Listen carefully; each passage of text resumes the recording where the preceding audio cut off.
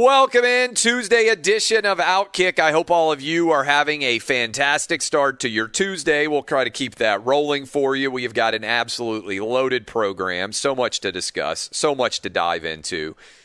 But we start with my boy Aaron Rodgers. I got to tell you, I know some people out there are like, hey, you know what? I don't care about Aaron Rodgers.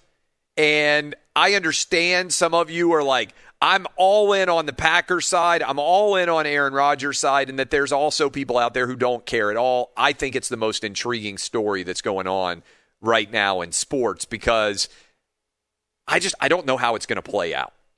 And I keep sitting around and thinking about it from a negotiation perspective in terms of what the outcome should be. And I'm just not really sure what the perfect result is. So let me start right here. The odds makers continue to move in my direction in terms of Aaron Rodgers. Increasingly, it looks like the money is coming in on him going to Denver. And if Aaron Rodgers is going to be playing in Denver, that is obviously a seismic shift in terms of the NFC versus the AFC, in terms of where exactly and how exactly all of this is going to be set up, because there does seem to be a great deal of money rolling in theory, on Aaron Rodgers to the Denver Broncos. Now, I've been telling you for some time that I think it's the most likely outcome, and the numbers are moving in a substantial way with both the Packers and the Broncos, their future Super Bowl odds, in terms of what might end up happening there and where Aaron Rodgers is going to end up. You can even bet on where Aaron Rodgers is going to end up, and that obviously factors in a big way. And right now,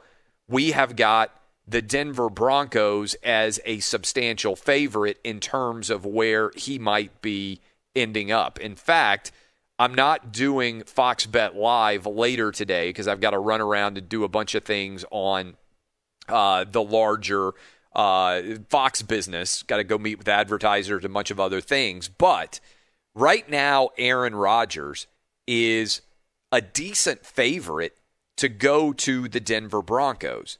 And if that is going to end up happening, then everything shifts overnight for the Broncos. And people say, well, why do you think he's going to go to the Broncos? My argument has been pretty straightforward. I don't think that the Broncos are rolling with Drew Lock and Teddy Bridgewater this year. I think they passed on Justin Fields and on Mac Jones for a reason. And I think ultimately Aaron Rodgers is going to tell the Packers, I want out of here. Now, the Packers could be total jerks about this because they have Aaron Rodgers under contract. They could simply refuse to trade him, and Aaron Rodgers has no real recourse if the Green Bay Packers won't trade him. So I wonder on some level whether Aaron Rodgers is going to be willing to go public and aggressively make the case that he wants to go elsewhere. But to me, there's only really one team that makes sense going forward for Aaron Rodgers, and it's the Denver Broncos.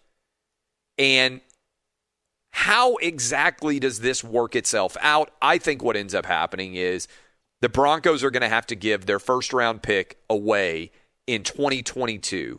It wouldn't stun me if Patrick Surtain ends up being shipped to Green Bay, and the Packers get that pick as well. And I think Drew Lock is likely to go to Green Bay also.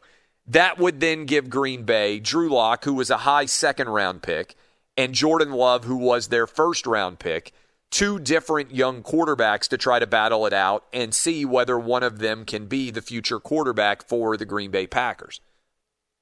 But increasingly, I wonder how messy this is going to get. It's already messy.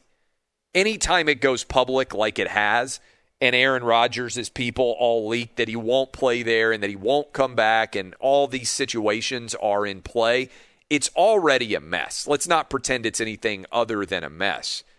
But as you start to look forward, the question is, the Packers really have control of this negotiation.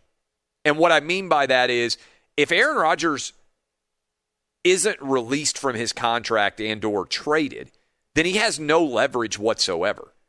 So the Packers can make this as ugly as they want to make it. And I think ultimately they're going to end up getting a couple of first-round picks, probably Drew Lock from the Denver Broncos.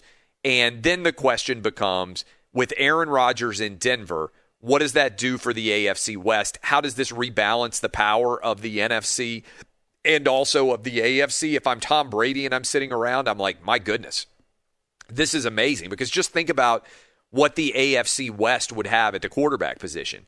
You would have Aaron Rodgers in Denver. You would have Patrick Mahomes in Kansas City. Justin Herbert with a brand new coach, brand new system.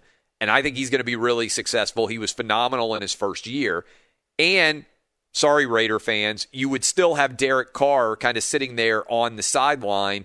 That's a pretty talented quad in the AFC West. I think you could make the argument it's the most talented division in football, right up there with the NFC West. But think about the NFC in general at that point. You're taking away Tom Brady's biggest competition in terms of the Green Bay Packers. How many teams are you really scared of if you are the Tampa Bay Buccaneers and you return all 22 starters? Okay, I think the Rams can be phenomenal. I think Matthew Stafford is a legitimate MVP candidate in Sean McVay's offense. We know already Russell Wilson good enough to win a Super Bowl. If DK Metcalf, we're going to talk a little bit about his race and how freakish of an athlete he is. If DK Metcalf and Russell Wilson and everything starts to get rolling back in shape there, Kyler Murray and the Cardinals, if he can stay healthy. We don't know what's going to happen with Jimmy G as it pertains to Trey Lance. But you got the NFC West who's going to beat the crap out of each other. Who else are you really scared about if you are Tom Brady? Is there anybody at that point in time? Because I got to tell you, I'm not scared of the NFC North. I don't think anybody can make a real run there. I think that the Falcons are likely to be better in with Arthur Smith and Kyle Pitts. I think they'll be better. I think the Panthers will be better. I think the Saints will be worse. But what division are you sitting around out there and you're nervous about? The NFC East is garbage. Maybe Washington will be better with Fitzpatrick. Maybe the Cowboys will be better with Dak.